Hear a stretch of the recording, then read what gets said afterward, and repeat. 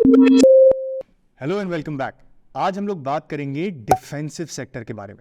और अगर एक लाइन में मुझे बताना हो आपको तो it's very simple. Aggressive theme का जो उल्टा होता है ना, वो डिफेंसिव थीम होता है। ये तो हमें नाम से भी समझ में आ गया होगा, right? But let me explain कि मेरा कहने का मकसद क्या है।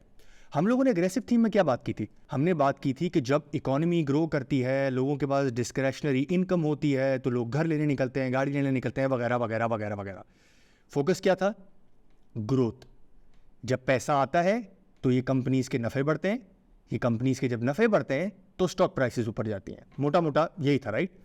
अब डिफेंसिव के अंदर थोड़ा सा फर्क होता है। वो थोड़ा सा फर्क कैसे होता है? ये वो कंपनीज होती हैं जिनका बहुत ज़्यादा फोकस ग्रोथ पे नहीं होता है। फॉर एग्जाम्पल, सीमेंट वालों को ग्रो करना है तो वो क्या करेंगे? वो एक और प्लांट लगा लेंगे, राइट? अब ये बात नहीं हम लोग कर रहे कि ग्रोथ आएगी कब और जब इकोनॉमी अच्छी होगी, but what ever the cases, इनके पास जब भी पैसे आएंगे वो कहेंगे यार हमारे तो cement for example per capita इतना कम है, इंडिया में इतना ज़्यादा है, तो हमें लगाना पड़ेगा क्योंकि पाकिस्तान में घरों की बहुत कमी है। स्टील वाले भी यही बात करेंगे, गाड़ी वाले बोलेंगे पर कैपिटा गाड़ियाँ पाकिस्तान में बहुत कम बिकती हैं तो हम गाड़ी का प्लांट लगा देते हैं। इसेंशियली इस ग्रोथ के अंदर क्या हो रहा है? सब के सब अपने प्लांट को बड़ा करते जा रहे हैं। और इसी एग्जाम्पल से अब मैं आपको समझाता हूँ कि ग्रोथ की डेफिनेशन क्या होती है। देखें, प्रॉफिट में ग्रोथ दो तरीके से आती है। पहली ग्रोथ आती है जब आप वॉल्यूमेट्रिकली ग्रो करते हैं, और दूसरी ग्रोथ आती है जब आप प्राइस वाइज ग्रो करते हैं।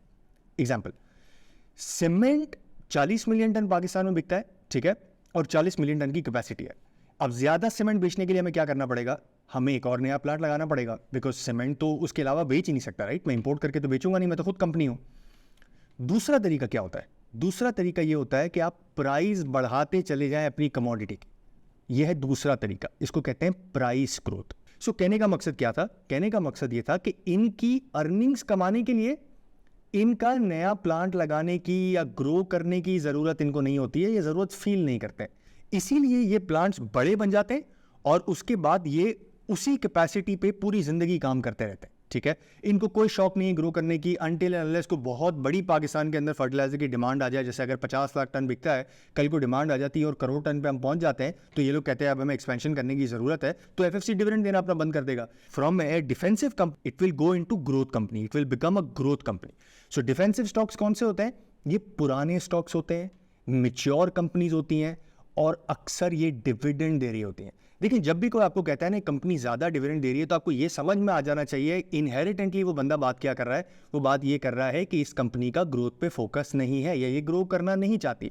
पर अगर आप 10 रुपए की अर्निंग कमाते हो और 10 रुपए पे आउट कर देते हो, तो आपने पैसा तो अपने पास रखा ही नहीं ग्रो करने के लिए। तो मतलब आप इसेंशियली अपने आप को मैच्योर कंपनी कंसिडर कर रहे हो, और उसको हम लोग डिफेंसिव थीम के अंदर प्लेस करते हैं। So on one hand in companies की अर्निंग्स ग्रोथ बहुत ज़्यादा वॉलेटाइल नहीं होती है, और लोग एक्सपेक्ट भी नहीं करते हैं इनकी अर्निंग्स को वॉलेटाइल होना। इसीलिए वो जो सिक्लिकलिटी में था वैसा नहीं होता। एक लाइन, सिंपल लाइन ज़रा सी नीचे आ जाएगी इकोनॉमी को देख के। फॉर एग्जांपल, इकोनॉमी ग्रोथ 6% से लेट्स से 2% हो जाती है, फॉर एग्जांपल 6 ये है, 2 हो जाती है, तो इन कंपनीज की अर्निंग्स ग्रोथ में ज़रा सा ब्लिप आएगा, 10-12% नीचे आ जाएंगे वगैरह वगैरह। बहुत ज़्यादा ग्रोथ पे फोकस नहीं है, अर्निंग्स फ्लैटेंड आउट रहती है। मतलब क्या है कि इस सेक्टर के अंदर या इस थीम के अंदर कौन इन्वेस्टर्स होते हैं? जो कि डिविडेंड के लिए काम करते हैं। आप समझ गए? अब दूसरी बात ये आती है कि भाईजान इस थीम के अंदर सेक्टर्स कैसे लाई करते हैं। अच्छा, मैंने आपको लॉजिक दे दिया है कि एक सेक्टर के अंदर दो अलग अलग कंपनीज हो सकती है। मैं आपको एग्जाम्पल देके भी बताता हूं। बट यूजुअली जब हम इसकी बात करते हैं तो हम बात करते हैं पावर सेक्टर की, हम बात करते हैं फर्टिलाइजर सेक्टर की, हम बात करते हैं बैंक्स की। अच्छा, बैंक्स में भी अब इस तरह समझें, पूरा बैंकिंग सेक्टर एक तरफ और मीज़ान और बैंक अलग भी एक तरफ।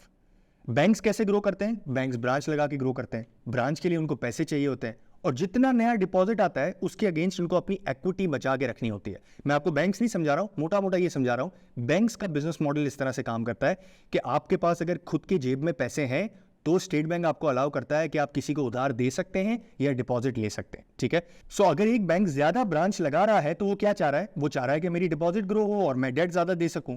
तो वो क्या करेगा? अपना डिविडेंड रोकेगा, because this becomes a growth company. On the other hand, अगर आप यूबीएल को उठा के देखेंगे तो 22 रुपए का डिविडेंड 6 महीने में दे दिया है। इसका क्या मतलब है? इसका मतलब ये कि जितना कमा रहे हैं उतना पे आउट कर रहे हैं, ग्रोथ पे फोकस नहीं है। इसीलिए मुझे इस थीम के अंदर कंपनीज का नाम लेना बेहतर लगता है इंस्टेड के मैं सेक्टर्स का नाम लूं। इसीलिए मैं आपको भी यही कहूंगा कि जब भी आप डिफेंसिव स्टॉक्स के अंदर इन्वेस्टमेंट करना चाहें, यानी कि आपको एक ऐसा स्टॉक चाहिए जो कि मैच्योर है, पुरानी कंपनी है, डिविडेंड देती है, कंसिस्टेंट डिविडेंड पे आउट है, और अपने आप को आप प्रोटेक्ट करना चाहते हैं तो इस थीम के अंदर आप इन्वेस्ट कर रहे होंगे। कितना परसेंट इन्वेस्ट करेंगे, ये लास्ट वीडियो मैंने इसी प्लेलिस्ट के अंदर एक्सप्लेन किया है कि मैं अपना पोर्टफोलियो बनाता हूं तो कैसे बनाता हूं, और एग्जैक्टली मैंने आपको एक्सप्लेन किया किस तरह उसको लेके चलना है। बट कहने का मकसद क्या है, इसको सेक्टर वाइज मत देखें। सेक्टर वाइज में मसला क्या है, एक और एग्जाम्पल मैं आपको देता हूं। जहां पे पावर प्लांट्स में हमारे पास लालपीरा है, पाकजेन है, निषाद चुनिया पावर है, निषाद पावर है, वही पावर प्लांट जो उन्होंने 10-15 साल पहले लगाए थे, 20 साल पहले लगाए थे, वही चलते आ रहे हैं। लेकिन इसी सेक्टर के अंदर हबको भी है जिसने एक्सपेंशन की है। So once again, look at the dividend payout ratio, look at the maturity of the company to decide कि ये कौन से सेक्टर के अंदर फॉल करते हैं। सीमेंट ये सब एक तरह काम करती है, स्टील ये सब एक तरह काम करती हैं, समझे। लेकिन इधर हर सेक्टर के अंदर अलग अलग कंपनीज अलग अलग तरह काम करती है, इसीलिए कंपनीज के हिसाब से आपको देखना है। चूज कैसे करने हैं आपको स्टॉक्स, तो ये वो कंपनीज होंगी जो कि मेच्योर होंगी, ओल्ड होंगी, तो वो डिविडेंड वाली जो भी कुछ वीडियोस पहले आपने देखा होगा कि मैंने एक्सप्लेन किया था ऑप्शन 2 डिविडेंड ओनली इन्वेस्टिंग, मैंने एग्जैक्टली आपको बताया कि आपको ये कंपनीज निकालनी कैसी हैं।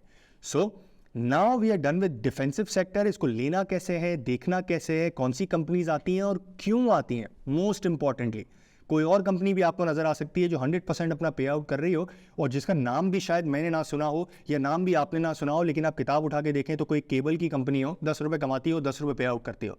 आप हैरान हो जाएंगे, आप बोलेंगे यार ये तो डिफेंसिव कंपनी है। आप उसकी किताब जाके देखेंगे और आपको नजर आएगा कि यार अर्निंग्स बहुत फ्लैटिश है, कोई ज़्यादा ऊपर नीचे नहीं हो रहा है, कंपनी का एक बिजनेस मॉडल है, या पेपर की कोई आपको ऐसी कंपनी नजर आती है कि यार बिजनेस मॉडल इन्होंने एक्सपेंशन से खत्म करके सिर्फ और सिर्फ अपनी अर्निंग्स को मेंटेन किया है। वो कहते हैं मार्केट शेयर को और लेता है तो ले ले, हमारा फोकस ये है कि अगर मैं 10 रुपये कमाता हूं तो अगले साल इन्फ्लेशन की वजह से, प्राइस ग्रोथ की वजह से मैं 11 रुपये कमा लूँ, 12 रुपये कमा लूँ, 12 रुपये डिविडेंड दे दूँ। ये लाई कहाँ करते हैं, ये डिविडेंड ओनली टाइप की इन्वेस्टमेंट में लाई करते हैं। So this concludes our session. अगला सेशन है एक्सपोर्ट ओरिएंटेड के ऊपर। ये सिक्लिकल से भी डिफरेंट है और ये डिफेंसिव से भी डिफरेंट है। So meet you there.